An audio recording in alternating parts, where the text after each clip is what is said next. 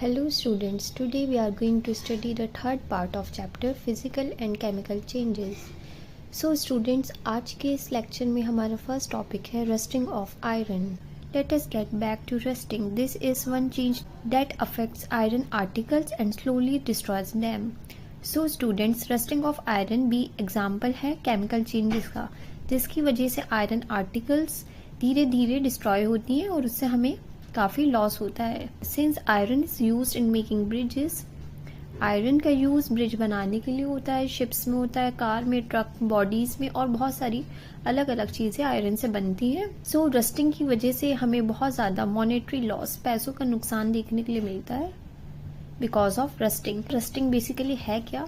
ये एक chemical reaction है जो आयरन करता है ऑक्सीजन की प्रेजेंस में. सो हम उस रिएक्शन को ऐसे समझेंगे, iron plus oxygen plus water forms rust. Rust का केमिकल फॉर्मूला है Fe2O3. सो रस्टिंग के लिए ऑक्सीजन एंड वाटर या फिर वाटर वेपर, इनका होना काफ़ी ज़रूरी है. If the content of moisture in air is high तो रस्टिंग और फास्टर होगी. सो स्टूडेंट्स, क्या तरीका है कि हम रस्टिंग होने से अपने आयरन आर्टिकल्स और बहुत सी चीज़ों को बचा पाएँ? सो इसका सॉल्यूशन ये है, हम आयरन का कांटेक्ट ऑक्सीजन के साथ ना होने दें या फिर वाटर के साथ या फिर दोनों चीज़ों के साथ. सो सिंपल वे ये है कि हम अप्लाई कर दें अ कोट ऑफ पेंट या फिर ग्रीस आयरन आर्टिकल्स पर. और ये भी सिर्फ वन टाइम नहीं, हमें टाइम टू टाइम रेगुलरली उसे अप्लाई करना पड़ेगा प्रिवेंट करने के लिए रस्टिंग से. अनदर मेथड ये है कि हम एक डिपॉजिट कर दें एक लेयर किसी दूसरे मेटल की.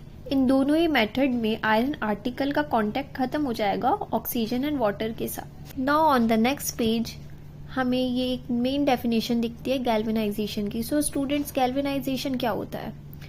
सो लास्ट मेथड जिसमें हमने पढ़ा कि किसी भी मेटल की लेयर डिपॉजिट करना आयरन आर्टिकल्स पर, उसमें से ये एक मेथड है जिसमें हम जिंक का यूज़ करेंगे. हम जिंक की लेयर डिपॉजिट करेंगे आयरन पर, जिसे गैल्वेनाइजेशन बोलते हैं. The iron pipes we use in our homes to carry water are galvanized to prevent rusting. So जो भी आयरन पाइप्स हम अपने घरों में यूज करते हैं वाटर कैरी करने के लिए, वो गैल्वेनाइज होते हैं.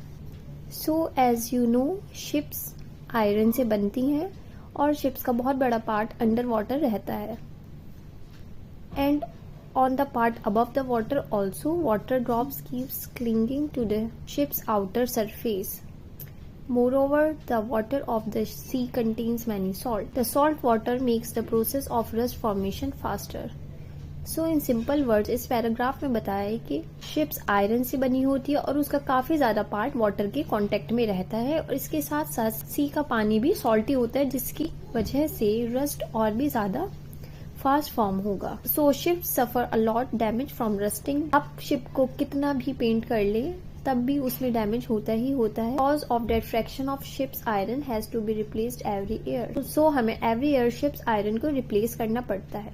Now in the blue box हमें स्टेनलेस स्टील के बारे में बताया गया है. तो स्टेनलेस स्टील का नाम तो आपने पहले सुना होगा. देखते हैं वो किन मेटल से मिलकर बनती है. Stainless steel is made by mixing iron with carbon and other metals like chromium, nickel and manganese. Stainless steel iron को कार्बन और दूसरे मेटल्स जैसे कि क्रोमियम, निकल या फिर मैंगनीज के साथ मिलाकर फॉर्म होती है और इस पर कोई रस्ट नहीं आता. So our next topic is crystallization. हमने प्रीवियस क्लास से सीखा है सॉल्ट को हम ऑब्टेन कर सकते हैं by evaporation of sea water.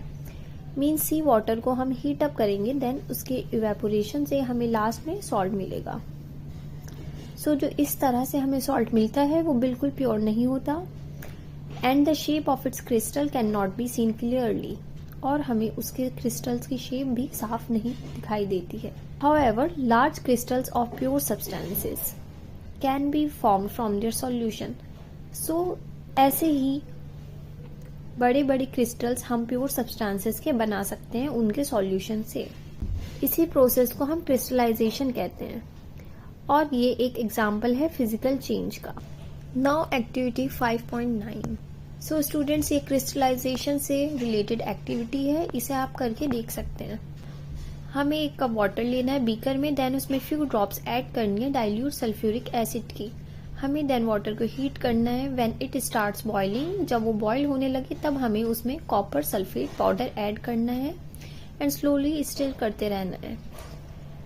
हमें कंटिन्यू रखना है adding copper sulphate powder till no more powder can be dissolve, जब तक उसमें उस लेवल से ज़्यादा पाउडर डिसॉल्व ना होने लग जाए जितना उसमें हो सकता था मैक्सिमम, तब तक हमें ऐड करते रहना है।